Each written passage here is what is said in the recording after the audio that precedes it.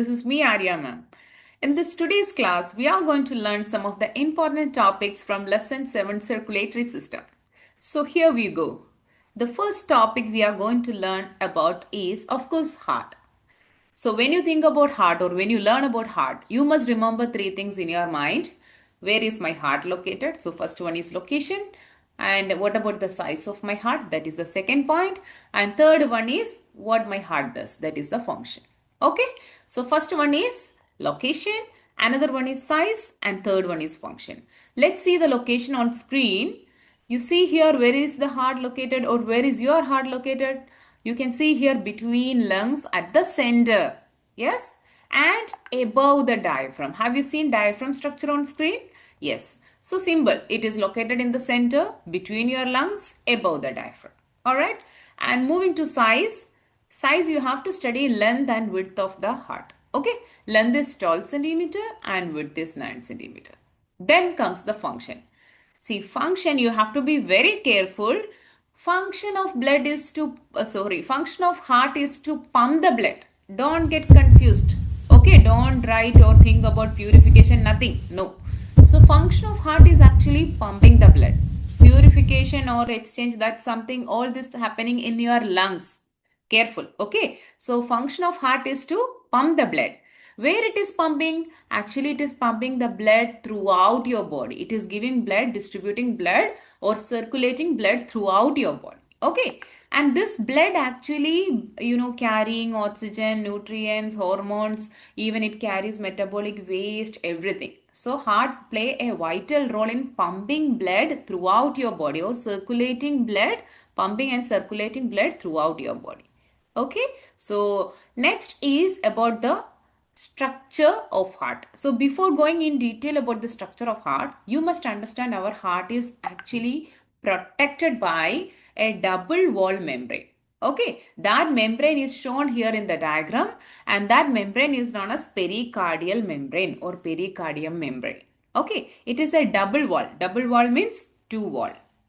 Alright, and this membrane is actually protecting your heart. In this membrane or within this membrane, a fluid is present. That fluid is called pericardial fluid. See, what is the name of the membrane? Pericardium. So, same name, pericardial fluid. Okay, that is the fluid. Now, what is this fluid job or what is its function?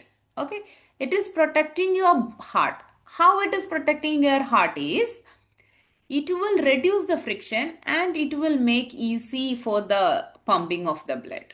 Okay, so first one is it helps the heart to pump the blood easily by reducing friction. Alright, and the second thing is it will protect your heart from mechanical injury. Oh, alright, so moving next is the structure of heart. So first I shall begin with a simple structure so you will understand its parts and label. And then we will go detail into each and every structure inside your heart. Okay, so let's begin. This is the structure, simple structure of heart. And the structure which is given in your textbook, I have portrayed in the other slide or in the coming slides. Okay, so that I will show it to you. So listen carefully. First, your heart has 4 chambers. First thing you have to remember is how many chambers. Chambers means how many parts you have. Your heart has 4 parts. So that is what your heart has 4 chambers. So let's see what are those chambers. You can see here, look at the cursor. This is upper part. This is upper part. This is also upper part. This is lower part and this is also lower part. So 2 upper parts we call it as atria or we can say atrium or we can say auricle. All are correct. Okay. And lower part we say ventricle. What do we say? Ventricle. So can I say these are upper chambers? Yes, upper chambers are called the atria and lower chambers are called ventricles. Okay, so this is the right side and this is the left side. So let's see, 2 upper chambers are actually known as auricles or atria. Okay, and you can see towards right side RA, that is right auricle, and towards left side LA, that is left auricle. So these 2 are the upper chambers. Okay. Now lower chambers are called ventricles. You can see here RV, it is right side, so right ventricle. LV, that is, it is left side, so left ventricle. So what are the four chambers of heart? Right auricle and left auricle. That is the upper chambers. Right ventricle and left ventricle. These are the lower chambers. That's it. Okay. Moving next. You can see here actually blood reaches first in through this vessel. Okay. So you can see a blue color I have shown here. Blood actually enters your heart through this vessel. So this vessel is actually known as superior vena cava. What is its name? Superior vena cava. From the name itself, we can understand, from which part of the body it is bringing the blood. Okay, so here superior means at the what do we say, upper part. Superior means upper part. Inferior means it is the lower part, we can say. Okay, so superior vena cava is bringing deoxygenated blood. Deoxygenated blood, that means the blood mixed with carbon dioxide. Okay, so this superior vena cava is bringing the blood. What type of blood? Deoxygenated blood. From where it is bringing? Superior parts, that means upper part of your body. That is why his name is superior vena cava. Got it? Now below you can see an arrow, and there you can see inferior vena cava. Have you seen there? So another that same vessel you can see at the lower part, and that at the bottom, that is inferior vena cava. It is also bringing deoxygenated blood. But from where it is bringing? Inferior. That means lower part of your body. Got it? So now imagine your blood, it is brought through vena cava. From upper portion of your body, deoxygenated blood is carried, and then finally it reached superior vena cava. From lower part of the body, deoxygenated blood is carried, and finally it reached the inferior vena cava. Now let's see where it enters first. You can see here first from the superior vena cava, okay, the blood enters into right atrium first. So where this deoxygenated blood enters first? Right atrium. Remember, deoxygenated blood. Okay, so remember here I have put here a cursor. So okay, so you may see an arrow here, blue arrow. It is through this vessel deoxygenated blood, and it first enters into which chamber of heart? Right auricle or right atria. Okay, so you can see from right auricle, let's see where it goes. It moves to, or it is poured into right ventricle. From right ventricle, it is going through another artery, another pipe-like structure you can see. Okay, this pipe-like structure or this artery, we call it as pulmonary artery. What is this artery name? Pulmonary artery. So this blood which I have denoted in blue color, it is deoxygenated. Don't think that your blood is blue in color when it is deoxygenated. No. For your easy understand, we made it this color. Okay. Actually, it is pale red color. So always remember, when the blood reaches right auricle, it is deoxygenated blood from upper and lower part of your body. First it enters to RA, that is right auricle, and then it enters into right ventricle, and from right ventricle it enters into another artery. That artery is called a pulmonary artery. Got it? Now you might be thinking, madam, it is pumping the blood only, but where it is going? Okay, now from this pulmonary artery, this is going to, do you know where it is going? It is going to your lungs. Where it is going? It is going to your lungs. Why it is going to lungs? It is in lungs, the blood gets purified, or the blood, deoxygenated blood will become oxygenated. Got it? Yeah. In lungs, it gets purified. It becomes purified blood. Now that blood will come back, and I mention here as red color. Okay. And that is oxygenated blood. And that blood actually enters here. This blood enters here through a structure, through a vein. This is a vein. This vein is called pulmonary vein. What is this vein known as? Pulmonary vein. In this way, it will reach our left auricle. Okay, but what type of blood it is? Oxygenated. From where it is coming? From lungs. How it reached this left auricle? Through pulmonary way. Got it? Now from left auricle, you can see this blood is poured into left ventricle. Okay? Now there is a separation here. So right side and the left side of this heart, it is separated by septum. This separation we call it as septum. So there will not be any mixing of deoxygenated and oxygenated blood. Okay. So here now our oxygenated blood is in left ventricle. So from left ventricle, it enters into, you can see the cursor, it enters into this wall. Okay, this structure.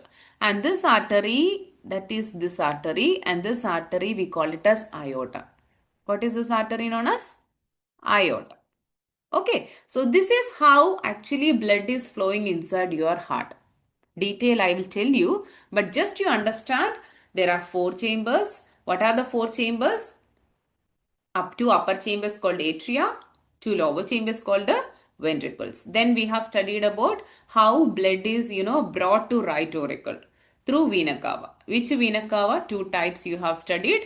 Okay, and the deoxygenated blood enters first right auricle, then right ventricle, then it is going to lungs through pulmonary artery, through pulmonary. In lungs, it is purified. That oxygenated blood comes and it reaches this left auricle through pulmonary vein. This is pulmonary vein. Look at the cursor. It reaches left auricle, again left ventricle, and finally it is going to aorta. From aorta, it is pumped to all parts of your body. Got it? See, you can see the direction. So this is a complete structure. So if you know this thing, you can easily understand the remaining concepts. So first you must thorough with this basic parts of your heart. Okay, so that's it. Now comes the next diagram. Same thing. So this is the flowchart which happens here. Okay. So moving to next, double circulation. Double circulation is very easy. Already we have studied how the blood is pumped or how the flow of blood in the heart. Okay, so double meaning is 2 or 2 times. So how many times blood is circulating in the heart? 2 times. So the process where blood pass through the heart twice in a complete cycle. Now you can see here, ma'am, how it is happening 2 times. Okay, one is the blood flow in this way. Another is blood flow in this way. So that is 2 times. Okay, these 2 are happening at the same time. Got it? Now, what are the 2 types of circulation which is happening here? One is pulmonary circulation. Pulmonary circulation means that blue color arrow we have mentioned, right? That is pulmonary circulation. That means deoxygenated blood from right auricle, it is poured into right ventricle and it is going through pulmonary artery to lungs for oxygenation. This circulation of blood or this flow of blood is actually known as pulmonary circulation. Okay, now you can tell me what is systemic circulation. Systemic circulation means, again you can see we can start from left ventricle. What type of blood is present in left ventricle? Red color I marked here, so oxygenated. So oxygenated blood from left ventricle, it enters to aorta and it is pumped to all parts of your body or distributed to all parts of your body, and finally deoxygenated blood is returned to right auricle. Did you understand? So that is actually systemic circulation. Systemic means distribution. Pulmonary means it is the circulation where deoxygenated blood is taken into lungs for purification or oxygenation. Got it? That's it. Now, questions can be asked in different way. Sometimes they ask you what is double circulation. So you have to say that 2 types of circulation is happening in one complete cycle. 2 types of circulation is happening in one complete cycle. What are the 2 circulation happening? One is pulmonary circulation. Why it is happening? Because it has to reach lungs for purification or oxygenation. And systemic circulation is the circulation which is distributing the oxygenated blood. from left ventricle through aorta. And finally, again this deoxygenated blood returns to our right auricle, and again this process continues. Now question can be asked in this way as well. Why this double circulation happens in our body? Or they may ask you, what is the significance? Okay, so there application level questions can be asked from this topic. So there you have to be very clever. So you should understand this type of circulation is happening in our body. Okay, and we are a warm-blooded animal or warm-blooded group. So this is actually very efficient. This type of circulation is very efficient in our body. So it is clearly given here why this double circulation is happening. What is the significance is this is highly efficient and it is very much needed for warm-blooded animals. Warm-blooded animals means mammals, birds, we human beings, everything. Because we have a body temperature, isn't it? What is our body temperature? Comment below. So that body temperature, we have to maintain it. So to maintain that body, temperature, this double circulation, it is very much efficient and it is very much essential. Okay. So that is what some of the topics can be asked from this topic. Moving to the next topic, in your textbook, the diagram has been given. This diagram is given, and I made it little more easily to understand what are the structures here. So now, what are the structures you can understand here? Can you see right auricle? Yes, right ventricle. If any doubts, you write in the comment box, okay? And left ventricle, left auricle, and left ventricle. Yes. And we have to understand one another important topic that is asked in exam is, see, auricle walls and ventricle walls are here. Walls, these are the ventricular walls. Okay. So you see here, ventricular walls are thick when compared to auricular walls. Auricular walls are thinner. Its wall is thin. But when comes to ventricle, its walls are thick. You know why our heart is made in that way? Because listen here, from ventricle, blood is actually pumped to long distance.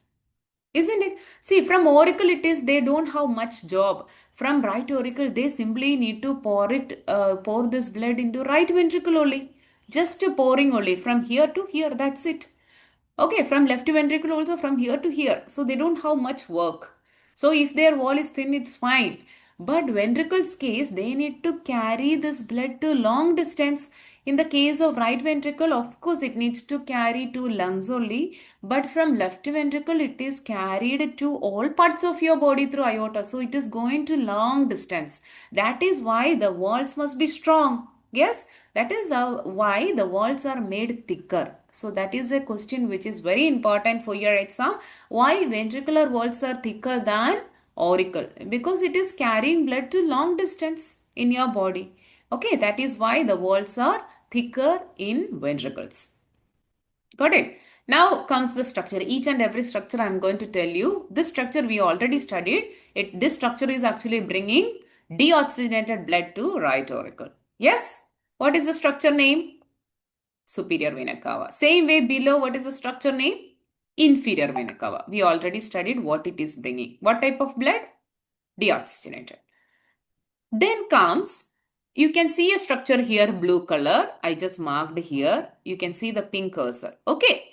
See, between right auricle and right ventricle, there is a flap-like, triangular flap-like structure.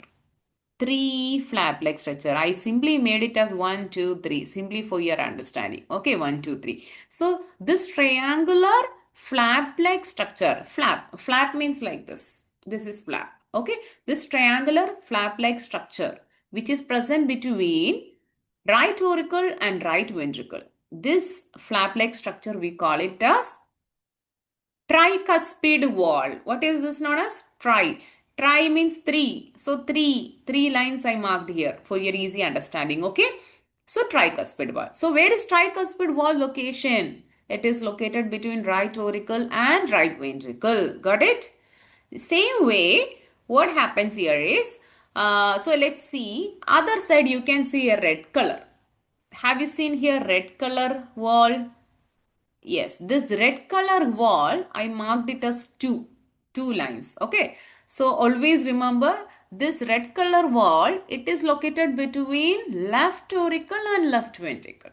Okay. And this wall, which is located between left auricle and left ventricle, is called bicuspid. Bi means two. So, two lines I marked here, bicuspid wall, or it is also known as mitral wall. Okay, very important question. Mitral valve has been asked many times in the previous year question papers. Okay, so mitral valve location they may ask you symbol. It is located between left auricle and left ventricle. It is actually a valve. Okay, that valve we can say atrioventricular valve. Why it is known as atrioventricular valve? Atria, ventricle. Between that only this valve is there. So we can say there is an atrioventricular valve between right auricle and right ventricle. That valve is called a tricuspid valve. You can same way you can say there is an atrioventricular valve between left auricle and left ventricle, and that is known as mitral valve. Location of mitral valve is very important. Moving to next. Here, we studied here blood is carried here, deoxygenated blood it is, and finally it is entering into pulmonary artery. How it is going to lungs? Through an artery known as pulmonary artery. Name of this artery is pulmonary. And this type of circulation, this circulation we call it as pulmonary circulation. And here we studied from lungs, oxygenated blood, it is reaching left auricle through pulmonary vein. Okay, you have studied arteries always carry oxygenated blood, and you studied veins always carry deoxygenated, except these two people. Okay, always remember there are some exceptions. Of course, artery carries oxygenated blood, but except pulmonary artery. Which type of blood pulmonary artery is carrying? Very careful, deoxygenated. Which blood pulmonary vein is carrying? Oxygenated blood. Got it? Another question, expected question from this session is this. Okay. Now comes another one, white structure. Can you see here a white structure here? This white structure here in this left ventricle between this structure is actually known as chordae tendineae. Third important question from this topic. Okay. This is actually known as chordae tendineae. Okay. And you must know what is the function of chordae tendineae. Why this chordae tendineae is present in your heart. So what is the function?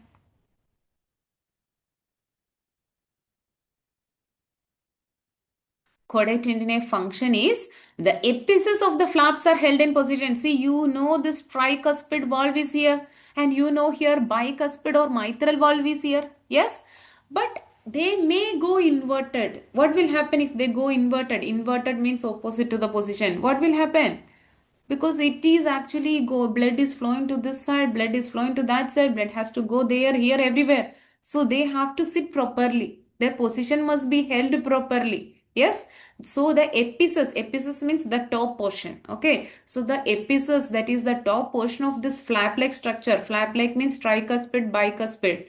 Okay. These are held in position because of this chordae tendineae, which is stretched.